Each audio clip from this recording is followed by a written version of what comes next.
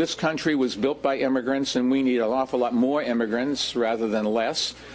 We have to go out and actually try to recruit immigrants to come here. We need immigrants to take all the different kinds of jobs that the country needs. What Donald Trump has done of ripping kids away from their parents is a disgrace.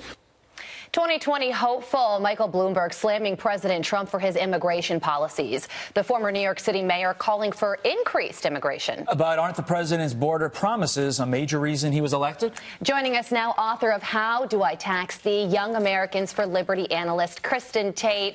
Good morning, Kristin, and thank you so much for joining us on a holiday.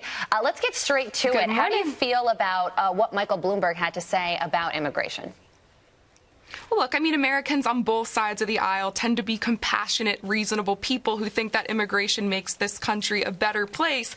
But there are many who are concerned that our compassion has been taken advantage of and that we have basically been stripped of the right to decide who can and cannot come into the country. The conservatives I talk to and who I know are not necessarily against more immigration as a general principle, but they're concerned that the country just can't afford to absorb millions more people who are net consumers of taxpayer-funded services. In the year 2017, the group FAIR found that illegal immigrants cost U.S. taxpayers $116 billion just that year alone.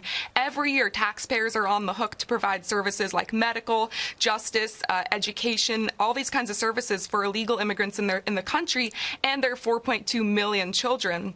So there are some real concerns here, and a lot of Democrats, including Michael Bloomberg, just refuse to acknowledge them. Kristin, isn't this just another example of a politician conflating purposefully illegal immigration with immigration when, you know, we're a nation of immigrants. We were founded by immigrants, and illegal immigration is much different than regular through the proper means immigration. Exactly right.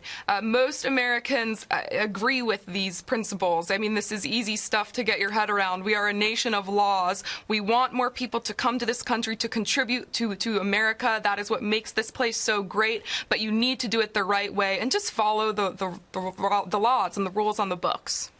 Okay, so from Michael Bloomberg to Elizabeth Warren we go, and some polls, including a recent Quinnipiac poll, shows that her campaign is in a free fall, down 14 points over the past month, and she just responded to that. Take a listen. So it's the same answer it's always been. I don't do polls. I'm out here fighting every day on behalf of working families. I'm talking about what's broken in this country and about how to fix it and building a grassroots movement to get it done. Elizabeth Warren says she doesn't do polls. Should she be worried?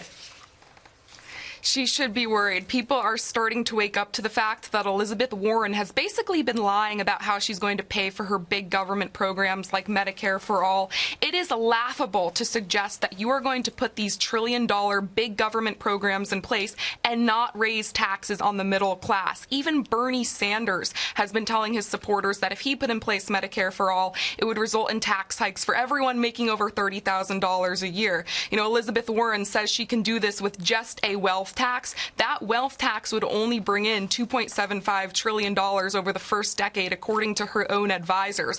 That amount of money wouldn't even cover 3 years of current deficits, let alone free college or Medicare for All. So I think people are kind of starting to wake up to this and realize that more government's not always the solution to our problems. Kristin, could be a good sign for both Biden and Buttigieg that it seems like the Democratic Party, at least on fiscal issues, could be moving a little bit more to the center. Kristin Tate, happy Thanksgiving. Thanks for getting up with us here on a turkey morning. Happy Thanksgiving. Thanks, Kristin.